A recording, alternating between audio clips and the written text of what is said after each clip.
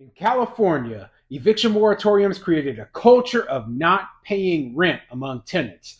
But now that they've ended, evictions have skyrocketed and surpassed even pre pandemic eviction levels. I'm Tony, and this is Real Estate Investing and Landlord News. All right, so I have an interesting article for you today, and it's going over the consequences of creating this culture of not paying rent. Basically, they created this culture when they put all these eviction moratoriums into place. They told tenants, hey, the government will take care of you. We'll never let you be evicted, right? And what ended up happening is eventually those eviction moratoriums came to an end, and evictions were filed by the landlords in response to the fact they hadn't been paid in a long time by a lot of tenants. So now evictions have skyrocketed. It shouldn't be a surprise to anyone. Okay, I've talked about how evictions have shot up in places all over the country, and this is just a consequence of the stupid policies they put in place. Excuse me. So basically, we're seeing right now the highest level of evictions in years in the state of California. And it's going to continue to go on. Okay. Not only are we seeing weakness in the economy, but we're also still seeing lingering effects of inflation and high interest rates. Oh, man, I'm really coughed up today. But anyway, before I get into the article, go ahead, hit the like and subscribe button, maybe leave a comment down below.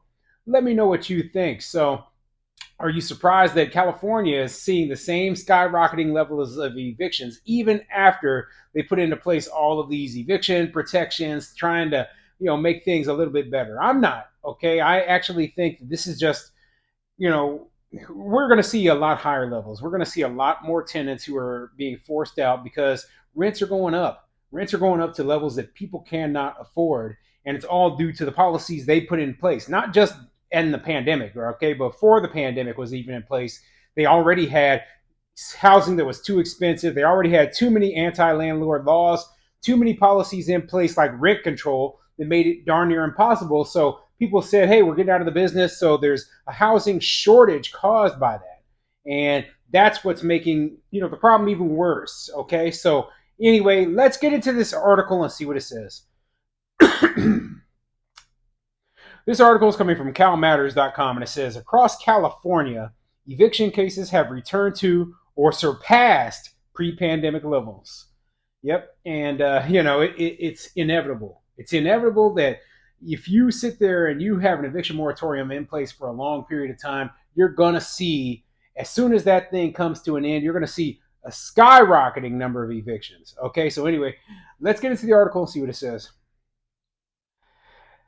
Eviction cases soared across California in the year after the last portion of a statewide moratorium lapsed, a CalMatters analysis of court data shows. The elevated numbers, in some places beyond pre-pandemic levels, show a significant portion of renters remain at risk of losing their homes, despite the state's rollout of a $5 billion rent relief program during the pandemic and a years-long pause on many eviction cases that many landlords have said disrupted their businesses and income.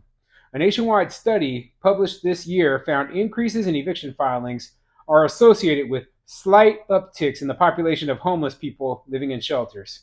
So, once again, they're saying, oh, okay, well, we did a study and we noticed, that there was a slight uptick. So my question is, what is a slight uptick? A 1% increase in the number of homeless people living in shelters? Is it correlation or is it causation? That's the other question I have, okay? And remember that a lot of the statistics they use in these studies, they can be manipulated, okay? They can be used to push a political agenda. And that's what I personally believe is happening with these cases, okay? They want to say, oh, well, people being evicted are why there's so many people in the homeless shelters, right? And I'm like, no, that's not the reason at all, okay? Even if a landlord evicts somebody and that person ends up in a homeless shelter, that isn't due to the eviction. That is due to the person involved in the situation who didn't have financial education, didn't pay their bills on time, didn't have appropriate amount of income in order to pay those bills, etc. Okay, so everything is up to the individual. That's my personal belief. If you can't pay your bills, that is your fault. That is not the landlord's fault. That is not the bill collector's fault. That is not the government's fault.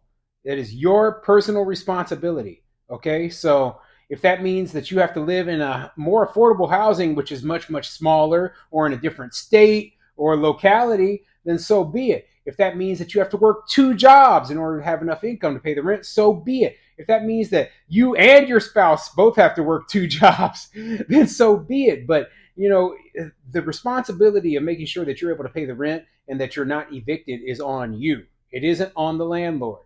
And that's where, the problem I see with a lot of these policies, they see it as, okay, well, the landlord needs to make sure that you're not evicted, or the government needs to make sure that, or society needs to make sure that you're not evicted. And no matter what we do, no matter how much you blame, everyone except for yourself, when it comes down to it, you are ultimately responsible for whether you pay your bills on time and whether you are evicted. So let me continue. The statewide moratorium was extended until June of 2022 for those who applied for rental assistance by March, barring evictions in cases where tenants had not paid rent and said they couldn't because of financial hardship wrought by the pandemic. The law didn't stop evictions completely. Thousands were still locked out under various exceptions, but it dropped cases to record lows. After it ended, a patchwork of local protections for tenants kicked in for cities that had passed their own eviction limits and then phased out later in 2022 or earlier this year. So yeah, like they're saying, a lot of these local municipalities, they pass their own eviction moratoriums and they are just ending this year. Okay. Here we are 3+ years after the pandemic and these moratoriums are just coming to an end, right? And no, it didn't stop all evictions completely, right? There were still certain evictions that could take place, but it dropped them to record lows, just like they said here, right? But for the grand majority of tenants, they didn't have to come up with any proof that they actually were suffering financial hardship due to the pandemic in order to get these protections. So landlords were left in a place where they had tenants who were still working full time, who still had a reasonable income, who could pay their rent, but the government said they didn't have to. And so that created the situation that they're in right now. Recently obtained data from when the statewide moratorium was lifted through the summer of 2023 showed that in a dozen of the state's most populous counties, the average monthly eviction filings surpassed pre-pandemic averages. And they're going to continue to surpass them for the time being, okay? Because, we're playing catch up. We're playing catch up, trying to get these tenants out. And just because a landlord files an eviction does not mean the tenant is actually going to be evicted. The process is very long, very slow. And in the state of California, I believe they have laws that say that, hey, you have to pay relocation costs in some cases. I mean, it is not going to be easy to get rid of a lot of these tenants, okay? A lot of these tenants also, they owe huge amounts of money that landlords are never going to be able to recover. No matter what happens, that money is just gone, okay? And they say, oh, well, they had rental assistance program, whatever. The problem with the rental assistance was that a lot of tenants did not qualify. I believe you had to make less than 80% of the median area income in order to even qualify for rental assistance programs, right? So there were still a ton of tenants who suffered during the COVID-19 pandemic of, loss of income, right? But did not qualify based on these income requirements. So the landlord couldn't get rental assistance, yet they couldn't evict the tenant. So they just sat there in the landlord's unit while the landlord took a loss. And now the landlord is finally able to file that eviction against this tenant and hopefully be able to get this tenant up out of there. So yeah, this is the kind of cases we're going to see going forward. Okay, even in the state of California, there still are some means for landlords to get these tenants out of their properties, but it's an uphill battle. It's an uphill battle altogether. So one of the quotes from this article that I saw that was quite interesting, it had to do with,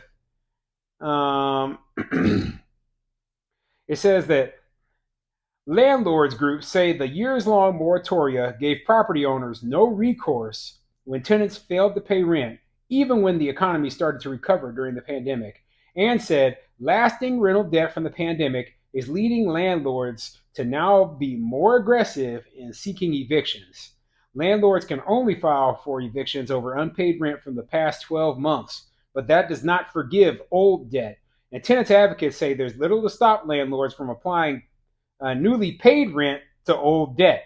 The National Equity Atlas, a research group, estimates that as of September, 605,000 California households owed a total of $1.8 billion in back rent. That's a ton of money, okay?